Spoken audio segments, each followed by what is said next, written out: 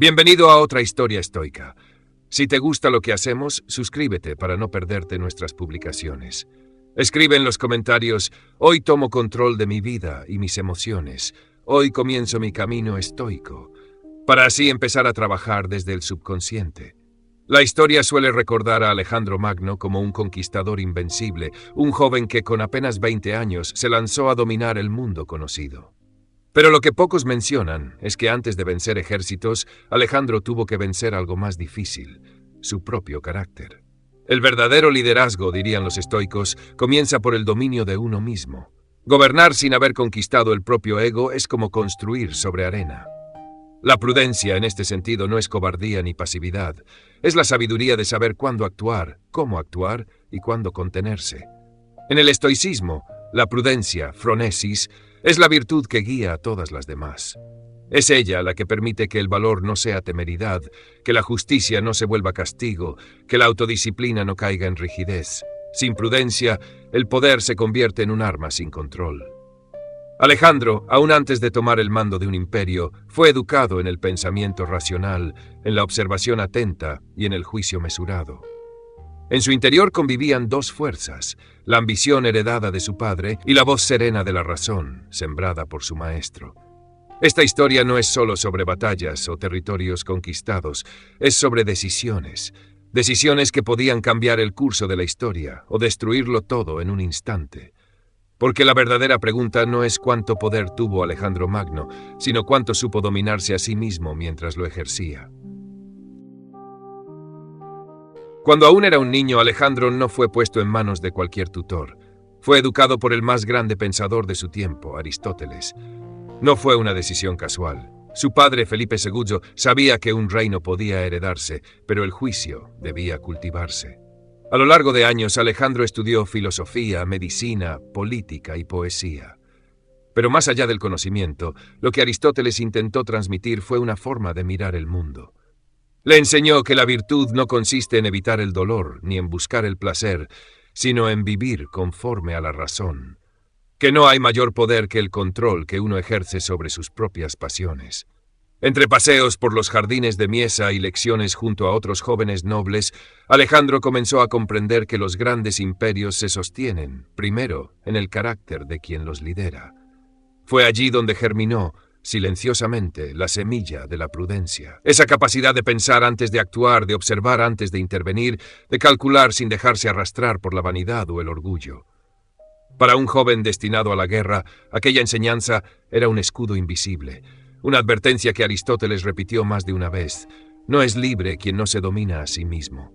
Años después, en medio de campañas militares y decisiones difíciles, esa voz interior seguiría viva, a veces nítida, otras apenas un eco, pero siempre presente, porque las palabras de un sabio no desaparecen con el tiempo, se esconden en la conciencia y resuenan justo en el momento en que más se necesitan. Alejandro tenía apenas 20 años cuando recibió la noticia. Su padre, el rey Felipe, había sido asesinado. El trono no venía solo. Lo acompañaban sospechas, traiciones, rebeliones y enemigos que esperaban ver a un joven inexperto caer en la desesperación. Muchos esperaban sangre. Esperaban que Alejandro respondiera con fuerza desmedida, aplastando a todo aquel que dudara de su poder. Pero no fue así. Lo primero que hizo fue escuchar, observar, evaluar. Sabía que un solo movimiento mal calculado podía incendiar toda Grecia. Las ciudades rebeldes estaban inquietas. Algunos líderes, como los tebanos, habían decidido desafiarlo.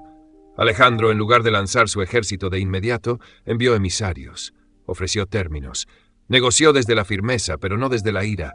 Solo cuando la amenaza se volvió irreversible, actuó, y cuando lo hizo, fue con rapidez, precisión y control.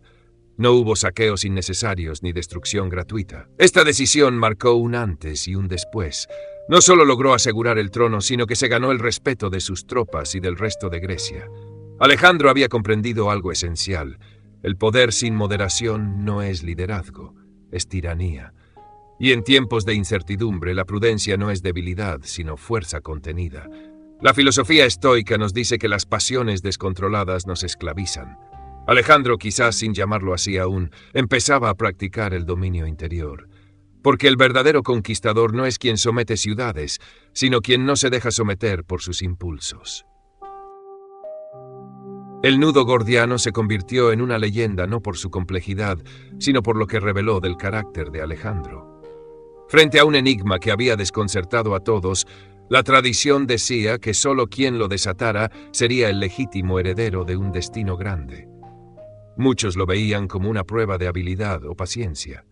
Alejandro se acercó, observó el laberinto de cuerdas entrelazadas y entendió algo que la prudencia estoica reconoce. No todas las reglas son absolutas cuando el propósito es claro y el bien mayor está en juego.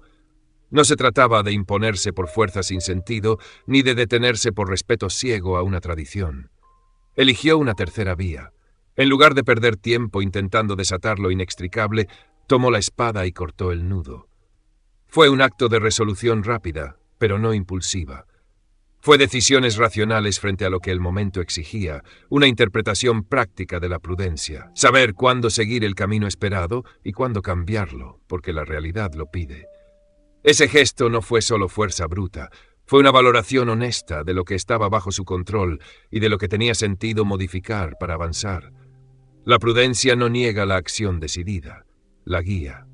En esa decisión, Alejandro mostró que la sabiduría no es siempre seguir el paso marcado por otros, sino reconocer el peso del momento y actuar con claridad, aun si eso significa romper una regla aparente para no perder el objetivo verdadero. ¿Y tú? Cuando te enfrentas a dilemas que parecen sin salida, ¿buscas la fuerza por instinto o la claridad por reflexión? El asedio de Tiro fue una de las pruebas más difíciles para Alejandro y su ejército. La ciudad, situada en una isla, parecía impenetrable. Muchos habrían optado por un ataque directo, impulsados por la urgencia y la frustración. Pero Alejandro eligió otro camino. Decidió construir una calzada de tierra que conectara la isla con el continente. Era una tarea titánica, lenta y peligrosa. Requería paciencia, perseverancia y la firme convicción de que el fin justificaba el esfuerzo. Esta estrategia refleja un principio central de la prudencia estoica: la paciencia activa. No se trata de resignarse pasivamente, sino de actuar con disciplina, sin dejarse arrastrar por impulsos o prisas. Durante meses, Alejandro supervisó la obra, enfrentó ataques y resistió la tentación de acelerar las cosas de manera precipitada. Al final, su paciencia fue recompensada. La ciudad cayó, no por la fuerza desmedida, sino por la constancia calculada y la voluntad firme. El asedio de Tiro nos enseña que la prudencia no es solo una virtud del pensamiento, sino una práctica en la acción diaria, especialmente cuando el camino parece lento o incierto. Marco comprendió que no podía controlar lo externo, solo sus pensamientos.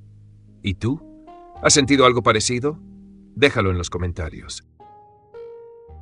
En el camino de Alejandro no todo fue victoria y gloria, también hubo momentos de profunda prueba personal.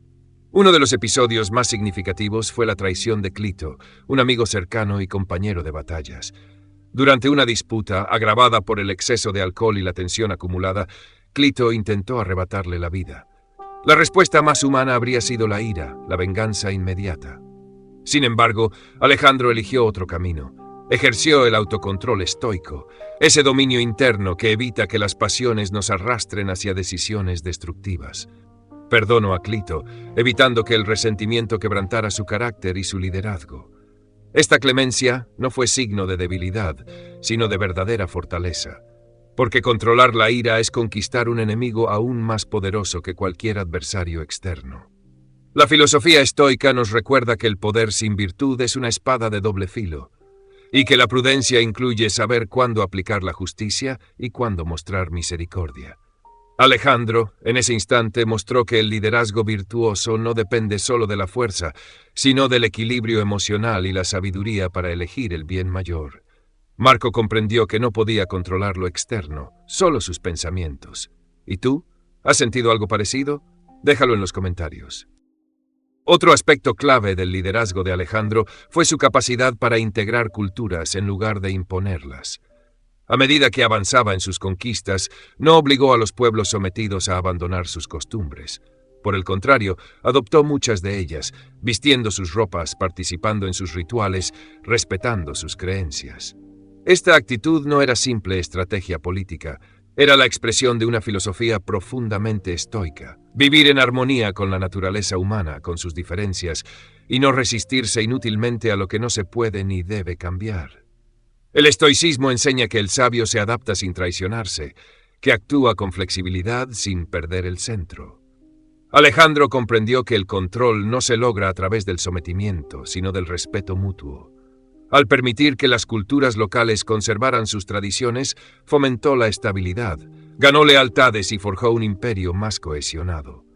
Este enfoque resuena con la idea estoica de que la verdadera fuerza está en el entendimiento, no en la imposición, en la apertura, no en el prejuicio. La prudencia de Alejandro consistió en ver más allá del orgullo imperial y reconocer que liderar también es escuchar y aprender. Marco comprendió que no podía controlar lo externo, solo sus pensamientos. En la campaña hacia la India, Alejandro se enfrentó a uno de los desafíos más complejos de su vida, no una batalla externa, sino el agotamiento y la resistencia de sus propias tropas. Tras años de guerra y miles de kilómetros recorridos, sus soldados comenzaron a mostrar signos de desgaste. Algunos cuestionaban el propósito de seguir avanzando. Alejandro, lejos de imponer su voluntad, se detuvo a escuchar. Reunió a sus generales, comprendió el ánimo del ejército y, con sabiduría, tomó la decisión de detener la marcha y regresar. Este momento revela una de las facetas más importantes de la prudencia estoica, saber cuándo continuar y cuándo ceder. A veces la perseverancia no está en ir más lejos, sino en saber renunciar a tiempo, no por miedo, sino por inteligencia emocional. El estoicismo no promueve la obstinación ciega, sino el discernimiento. Actuar según la razón, no según el deseo o el orgullo. Alejandro demostró que un líder sabio no es aquel que siempre avanza, sino aquel que entiende el pulso de su gente y toma decisiones en armonía con el momento presente. Fue ahí, no en la conquista, donde brilló su madurez estoica. La muerte prematura de Alejandro Magno a los 32 años puso fin a un reinado que transformó el mundo. Pero más allá de las conquistas territoriales y las leyendas que dejó atrás, su vida ofrece una enseñanza atemporal. Nos recuerda que la verdadera grandeza no reside solo en la extensión de un imperio, sino en el dominio sereno de uno mismo. Que la prudencia, esa virtud estoica que guía las decisiones con sabiduría y calma, es la clave para enfrentar cualquier desafío, grande o pequeño. Alejandro nos mostró que, incluso en medio del poder absoluto, la fortaleza interior es lo que sostiene el legado verdadero. Hoy, su historia nos invita a mirar hacia adentro, a cultivar esa prudencia que nos ayuda a actuar con equilibrio y propósito. Gracias por acompañarnos en este viaje al corazón de la filosofía estoica y la historia. Si este contenido te ha resultado valioso, suscríbete al canal. Solo toma unos segundos y a nosotros nos ayuda a seguir generando contenido de calidad para ti. Nos vemos en la próxima historia estoica.